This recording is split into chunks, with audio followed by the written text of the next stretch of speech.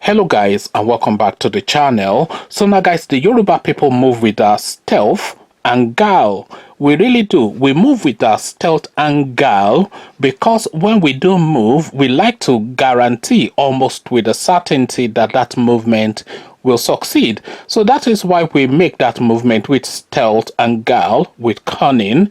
So now the Yoruba strategy is now evolving now, with all of the key players now are trying to form a unison of voice. As guys, I bring you this breaking: Adebanjo confirms Sunday Igboho's visit to his house. So names that you're familiar with are names that are in the zeitgeist of the Nigerian experience as we currently speak, the spirit of the moment. Sunday Igboho, of course, nobody listening to this video would need any introduction to Sunday Igboho. And Adebanjo, I don't think there's a person born that is calling himself or herself a Nigerian that does not know who Pa Adebanjo is. So prominent Yoruba names now converging to have a unison of voice.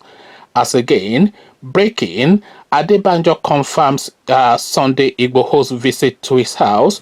So now let's now see now what the young buck radical is saying to the elder statesman. Afenifere chieftain Pa Adebanjo on Friday evening confirmed that Yoruba activist Sunday Igboho visited him at his house in Lagos. He also condemned attempts by a joint team of soldiers, DSS and policemen to arrest Igboho on his way to his house. After the attempted arrest, Igboho still made his way to Adebanjo's house.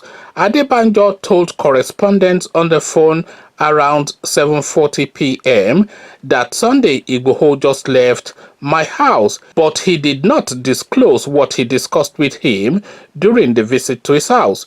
The elder statesman said attempts to arrest Igboho by the federal government was unfortunate and uncalled for. He lamented that bandits were killing and kidnapping people in the north and they have not been arrested whilst Igboho is being hunted.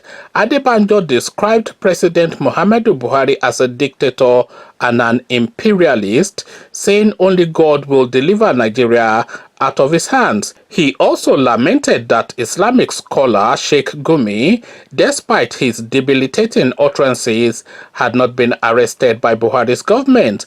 Adebanjo said comments made by Gumi that bandits were not criminals and that they should be given amnesty was unjust. He also attacked Gumi for saying that Christian soldiers were the ones killing Fulani herdsmen and bandits. Adebanjo added that in 2018, when the governor of Benue State, Samuel Oton, wrote to Buhari about the killings of his people by Fulani herdsmen, the president did nothing about it, even when the Fulani boasted that they owned every part of Nigeria. So weighted words, of course, by Sir, but not Sir, but Pa Adebanjo. Well, I am knighting him on this channel, so Sir Adebanjo then, but Pa Adebanjo, really, that was a faux pas. So Pa Adebanjo, weighted words by Pa Adebanjo. You can already see the sort of apartheid system that the Buhari regime is trying to run. So this is the thing that I've always noticed. We always have to we always rather have to marvel at the majesty of God, because people of this inkling, people of this Buhari are sort of like an inkling. They are never really blessed with the attributes and the ability to carry out his want. So imagine somebody like a Buhari, for instance, somebody who has the inklings and the ambitions of Buhari, which is of course about domination of other people through tribe and religion. So imagine somebody like Buhari with those inklings having a proper brain.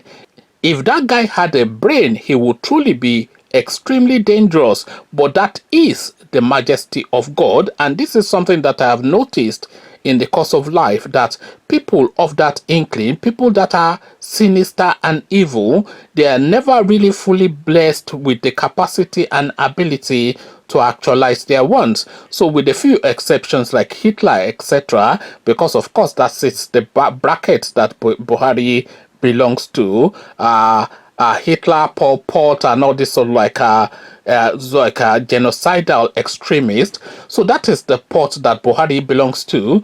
But what I have noticed is that people of his inklings and wants, they are not usually blessed with the full capacity to carry their desires out. So imagine if Buhari had a brain. Imagine what that country would be like now. They would have savaged the entirety of the Nigerian space, and everybody in Yoruba land that purports to be a governor, his name will be Danladi or Mukhtar, and every Oba in Yoruba land will be swiftly changed to an emir or sultan, and that will be the situation. So this is exactly what Pa Adebanjo, I was about to call him Sir Adebanjo again, but if I do call him Sir, then just pardon that. So this is exactly what Pa Adebanjo is saying. He is saying that this Sheikh Gumi now is blaming the Christians for the killings of bandits, the Christian soldiers. That is what he's blaming for the killing of Fulani bandits.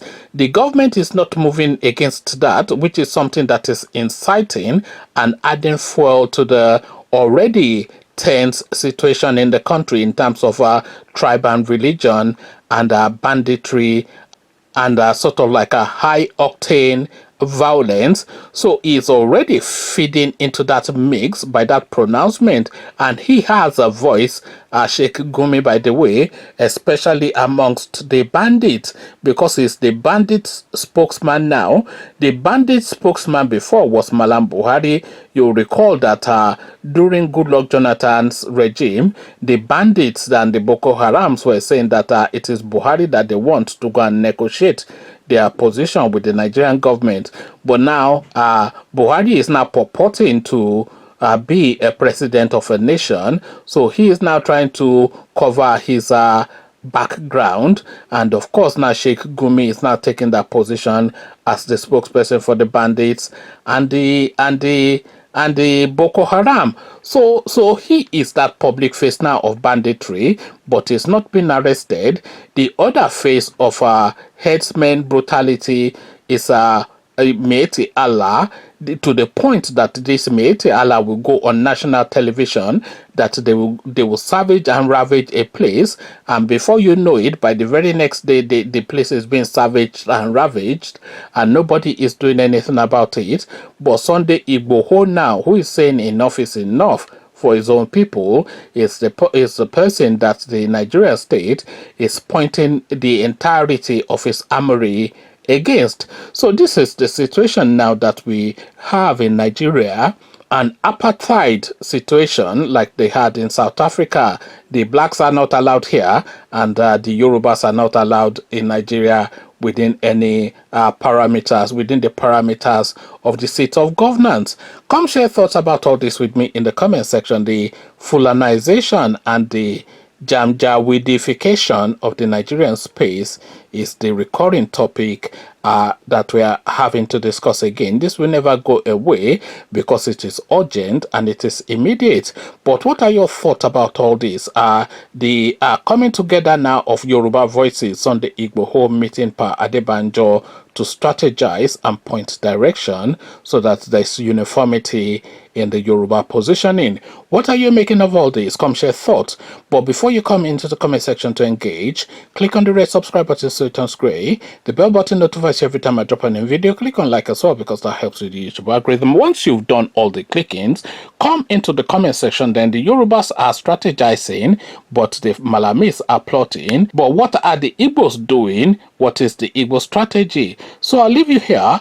Carry these conversations on with you in the comment section, but here I say peace.